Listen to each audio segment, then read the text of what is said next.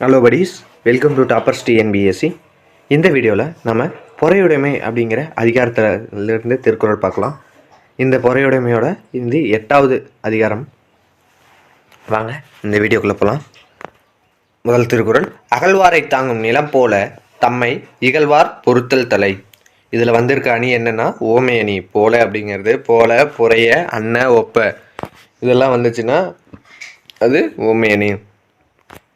பொருள் என்னன்னு பார்க்கலாம். நிலமானது தன்னை தோண்டுபவரையும் தாங்குவது போல நம்மை இழிவுபடுத்துவோரை நாம் பொறுத்து கொள்வதே சிறந்த பண்பு. அகழ்வாரை என்றால் தன்னை வெட்டுகின்றவர், தாங்கும் என்றால் சுமக்கும். அடுத்ததா 2வது திருக்குறள், பொறுத்தல் இறப்பினை என்றும் அதனை மறத்தல் அதனினும் நன்று. பொருள் என்ன அப்படின்னா, பிறர் செய்யும் துன்பத்தை ஒருவர் பொறுத்து கொள்ளுதல் சிறந்தது, அத்துன்பத்தை மறந்து விடுதல் அதனை விட சிறந்தது.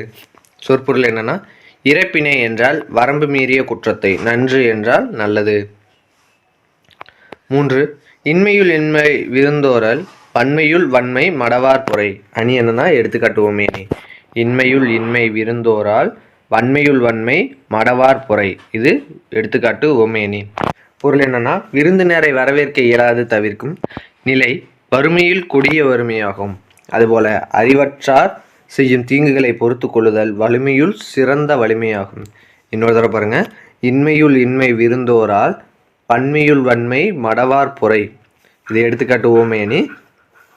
பொருள் என்னன்னா, விருந்தினரை வரவேற்க இயலாது தவிர்க்கும் நிலை வறுமையுள் கொடிய வறுமையாகும். அதுபோல அறிவற்றார் செய்யும் தீங்குகளை பொறுத்து கொள்ளுதல் வலிமையுள் சிறந்த வலிமையாகும்.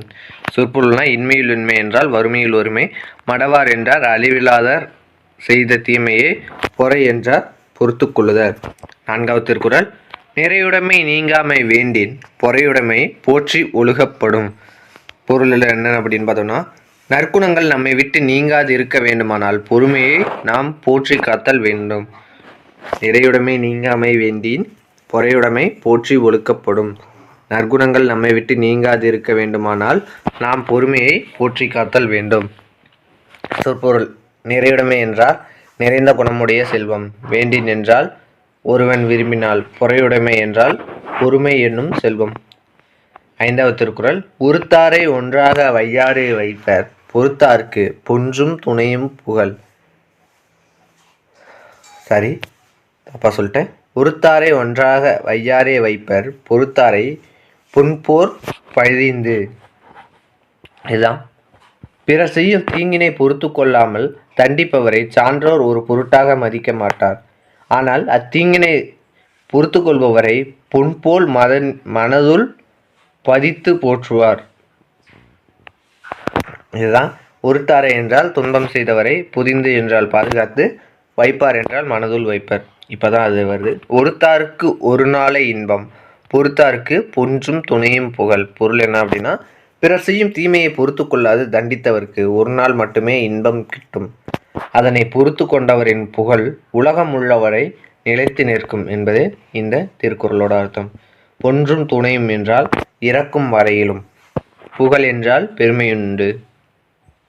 7வது திருக்குறள், திறனல்ல தற்பிறர் செய்யினும் நோனுந்து அறநல்ல செய்யாமை நன்று. பொருள் என்னன்னா, செய்யத்தகாத துன்பச் செயல்களை பிறர் தனக்கு செய்தாலும் அத்துன்பத்திற்கு வருந்தி அறத்திற்கு மாறான செயல்களை அவருக்கு செய்யாதிருத்தல் நல்லது.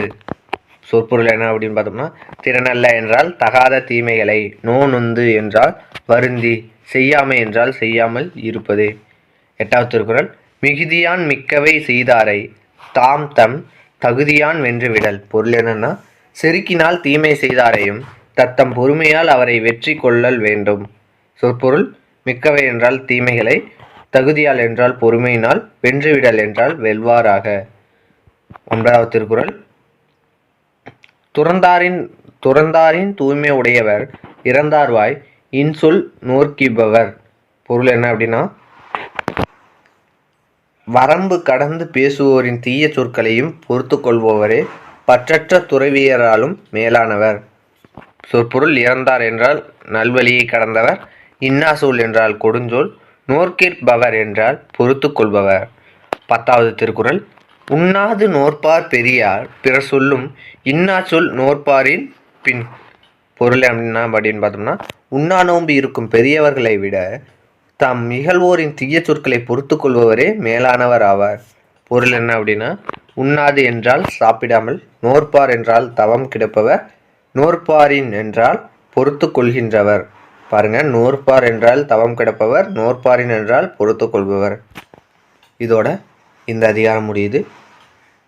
இந்த பொறையுடைமைங்கிற அதிகாரம் முடியுது. இந்த வீடியோ பிடிச்சிருந்தா லைக் பண்ணுங்கள், ஷேர் பண்ணுங்கள், சப்ஸ்கிரைப் பண்ணுங்கள். நன்றி.